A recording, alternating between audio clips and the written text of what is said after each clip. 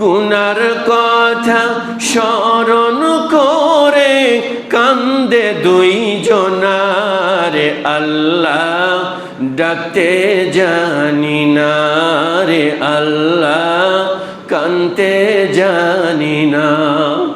ডাকার মতো ডাকলে রে আল্লাহ, ডাকার মতো ডাকলে রে আল্লাহ কেমনে শোনো না রে আল্লাহ ডাকতে জানি না রে আল্লাহ কানতে জানি না। কলিকাতার ভারতের দানা নামক স্থানে নামায় দেওয়া হয়েছে। কোথাও আবার বলা হয়েছে মক্কা, কাবা আর তায়েফের মাঝামাঝি জায়গায় তাদেরকে নামায় দেওয়া হয়েছে। আবার কোথাও বলা হয়েছে শ্রীলঙ্কার কোথাও তাদেরকে নামায় দেওয়া হয়েছে। এখন কতদিন ছিল এ ব্যাপারে কোথাও লেখা আছে 40 বছর, কোথাও আছে 100 বছর, কোথাও আছে 200 বছর। আবার আমরা ঐতিহাসিকভাবে শুনি যে 350 বছর তারা দুইজন কেঁদেছিলেন। আমরা এরকম শুনে থাকি। কিভাবে মিলিত হলো? তারা দুইজন এইভাবে কাঁদতে কাঁদতে দুই দিকে, দুইজন ভিন্ন দিকে চলে যাচ্ছেন। কেউ ভারত থেকে একদিকে, কেউ শ্রীলঙ্কা থেকে একদিকে, যেখানে নেমেছেন ভিন্ন দিকে চলে যাচ্ছে। কতদিন তারা ঘুরেছেন সেটা বড় কথা না, তবে সঠিক কথা হলো তাদের দেখা হয়েছিল আরাফার ময়দানে। কোথায় দেখা হয়েছিল? আরাফার ময়দানে। তওবা কিভাবে কবুল হয়েছিল? হযরত আদম আলাইহিস সালাম, মা হাওয়া আলাইহিস সালাম দুইজন যখন নিজেদেরকে অপরাধী মনে করলেন যে আল্লাহ রব্বুল আলামিনের কাছে আমরা লজ্জিত, তখন থেকে হযরত আদম আলাইহিস সালাম আর মা হাওয়া আলাইহিস সালাম ঐতিহাসিক কিতাবগুলোতে লিখছে তারা দুজন আকাশের দিকে তাকাতে পারে নাই। কি জন্যে বলেন তো ভাই? কেন? লজ্জায়। মাশাআল্লাহ, লজ্জায়। কিসের লজ্জা? আল্লাহর কথাকে অমান্য করেছে। ভালো করে শুনবেন কিন্তু, কয়টা কথাকে অমান্য করেছে? সবাই বলেন ভাই, কয়টা কথা?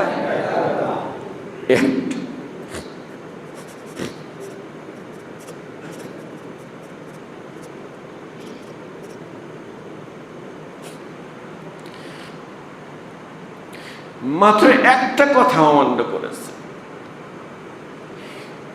একটা কথা অমান্য করার কারণে তারা দুইজন পাগলের মতো ঘুরছে আর পাগলের মতো ঘুরছে।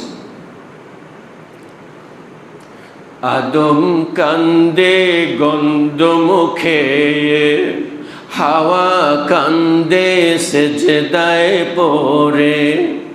আদম কান্দে গন্ধম খেয়ে, হাওয়া কান্দে সেজদায় পড়ে। গুনার কথা স্মরণ করে কান্দে দুই জনারে আল্লাহ ডাকতে জানি না রে আল্লাহ কানতে জানি না।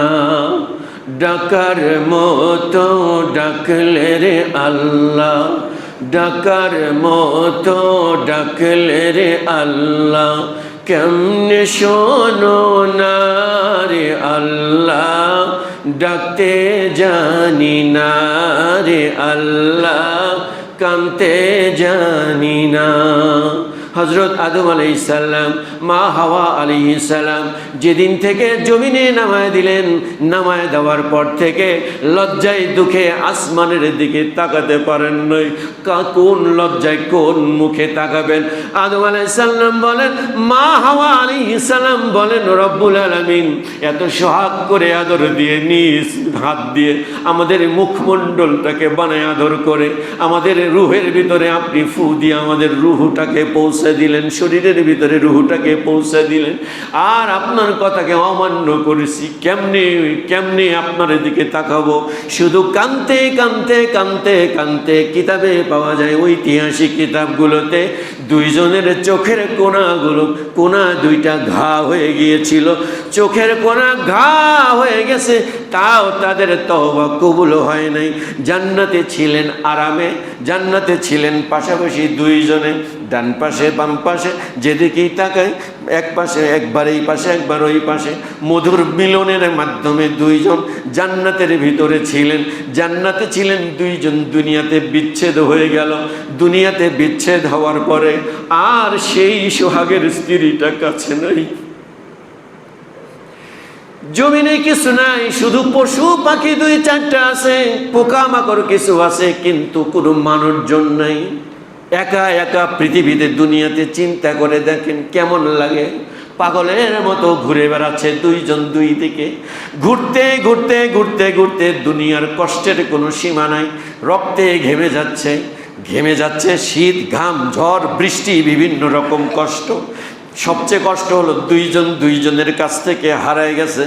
নিজ হাতে বানানোর কারণে যে লজ্জা পেলেন, যে নিজ হাতে বানালেন তার মুখের দিকে কেমনে আমি তাকাবো, সেই লজ্জায় তারা কাঁদতেই আছে কাঁদতেই আছে কাঁদতেই আছে।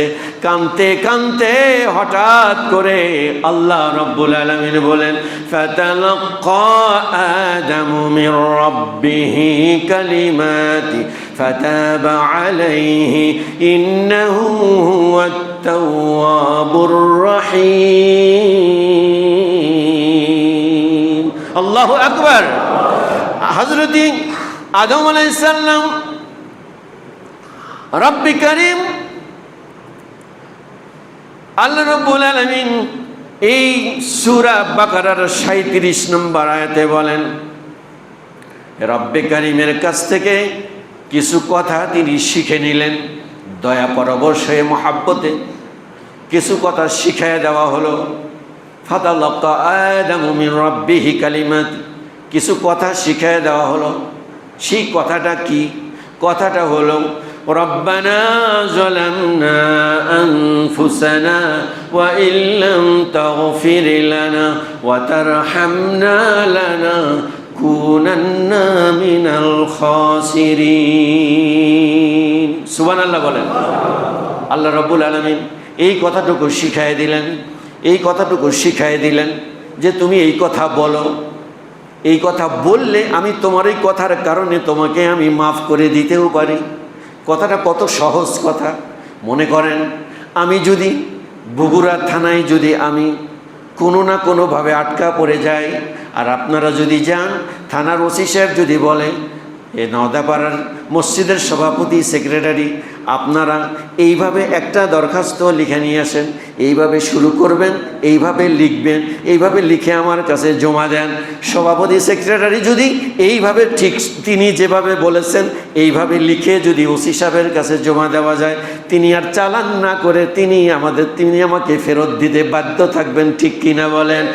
আল্লাহ রাব্বুল আলামিন যে ভাষায় যেভাবে শিখাই দিলেন, সেই ভাষায় সেই কথাটা বললেন, রব্বানা যালামনা আনফুসানা ওয়া ইল্লাম তাগফির লানা ওয়া তারহামনা লানাকুনান্না মিনাল খাসিরিন। আল্লাহর হাবিব বলেন, ও আমার উম্মতেরা তোমরা শুনে রাখো, আল্লাহর শিখায় দেওয়া দোয়া, আদমকে শিখায় দেওয়া এই দোয়া আমার উম্মতরা যদি ইখলাসের সাথে পড়ে, আল্লাহ রাব্বুল আলামিন আমার উম্মতদের সব গুনাহ মাফ করে দিবে। আমরা ইখলাসের সাথে আওয়াজ দিয়ে সবাই পড়ি, রব্বানা যালামনা আনফুসানা ওয়া ইল্লাম তাগফির লানা ওয়া তারহামনা লানাকুনান্না মিনাল খাসিরিন। রব্বানা যালামনা আনফুসানা ওয়া ইল্লাম তাগফির লানা ওয়া তারহামনা লানাকুনান্না মিনাল খাসিরিন। চিৎকার দিয়ে বলেন আল্লাহুম্মা আমিন।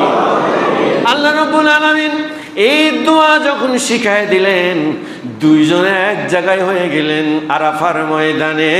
দুইজনেই দোয়া যখন পড়লেন, আল্লাহ তাদেরকে মাফ করে দিলেন। বলেন সুবহানাল্লাহ। ঐতিহাসিক একটা কথা এসেছে, যে কথাটা হলো হযরত আদম মা হাওয়া এই দুইজন কাঁদতে কাঁদতে আরশের দিকে তাকায়া দেখলেন আরশের সাথে একটা নাম লেখা আছে, মুহাম্মদ। বলেন সাল্লাল্লাহু আলাইহি সাল্লাম। হযরত আদম আর হাওয়া বললেন, রব্বুল আলামিন এই নামটার বিনিময়ে আপনি মাফ করে দেন, এই নামের উসিলা করে বলছি। আল্লাহ রব্বুল আলামিন বললেন, বন্ধু তুমি কেমনে জানলা এই নামের জন্য আমি দুর্বল হব, আমি মাফ করে দেব, এটা কেমনে তুমি জানলা? হযরতে আদম সফিউল্লাহ বলে, রব্বুল আলামিন যেখানেই আমি দেখেছি জান্নাতের ভিতরে সব জায়গায় দেখেছি আপনার নাম যেখানে মুহাম্মদ নাম সেখানে। বলেন সুবহানাল্লাহ। যেখানেই দেখেছি, যেদিকেই তাকিয়েছি আপনার নাম যেখানে মুহাম্মদ নাম সেখানে। আরশের দিকে তাকায়া দেখলাম লা ইলাহা ইল্লাল্লাহু মুহাম্মাদুর রাসূলুল্লাহ সাল্লাল্লাহু আলাইহি সাল্লাম। আমার মনে হয় এই নামটা আপনার বড় মুহাব্বতের, এই নামের গুণে আপনি মাফ করে দেন। আল্লাহ বলেন, ঠিক সময় ঠিক জনের কথাই বলেছো, যাও তোমাদের আমি মাফ করে দিলাম। সুবহানাল্লাহ বলেন। কেন তিনি দুইজন দুনিয়াতে নেমে আসলেন? মাত্র একটা হুকুম না মানার কারণে। নামার পরে কিভাবে মাপ পেলেন? আল্লাহ রসুল সাল্লাল্লাহু আলাইহি সাল্লামের উসিলা এবং আল্লাহর শেখানো দোয়ার বিনিময়ে। শয়তান ধোঁকা দিয়েছিল কয়ভাবে? তিনভাবে। এক হলো প্রথমে আপন হয়েছে, প্রেম জোগাইছে আগে। দুই নম্বরে তাকে লোভ দেখাইছে, তোমাকে বাড়ি বানাই দেব, গাড়ি কিনে দেব, টাকা পয়সা ব্যাংক ব্যালেন্স সব তোমার নামে দেব। এখনো দেশে তাই হচ্ছে, এখনো দেশে তাই হচ্ছে। তখন আর ওই বোকা মেয়েটা স্বামীর কথা মনে থাকে না, তখন সে ওই প্রবাস থেকে যে টাকা পয়সা পাঠাচ্ছে এটা সর্বনাশ করে ফেলে। ওই শয়তানের ধোঁকায় পড়ে আল্লাহর কসম, বারবার আল্লাহর কসম দিয়ে মানুষকে ধোঁকা দিচ্ছে। এখনো ওই শয়তান আছে না নাই? সবাই বলেন, ওই শয়তান আছে না নাই? আরো ডিজিটাল আকারে কৌশল নিয়ে আমাদেরকে ধোঁকা দেওয়ার জন্য সে চেষ্টা করে, সদল বলে চেষ্টা করে। আমরা সেই শয়তানের ধোঁকা থেকে বাঁচার চেষ্টা করব, বলেন ইনশাআল্লাহ। আমরা বাকি আলোচনা শেষ করতে পারছি না, যদি শর্ট করতে চাচ্ছি, যতই শর্ট করতে চাচ্ছি কিন্তু কথাগুলো আছে। আমরা আর এক জুমার মধ্যে শেষ করার চেষ্টা করবো। এটা পরবর্তী নবীর আমরা আলোচনায় চলে যাব ইনশাআল্লাহ। আল্লাহ তাআলা আমাদেরকে আমল করার তৌফিক দেন, বলেন আমিন। কাবলা জুমা পড়ে না।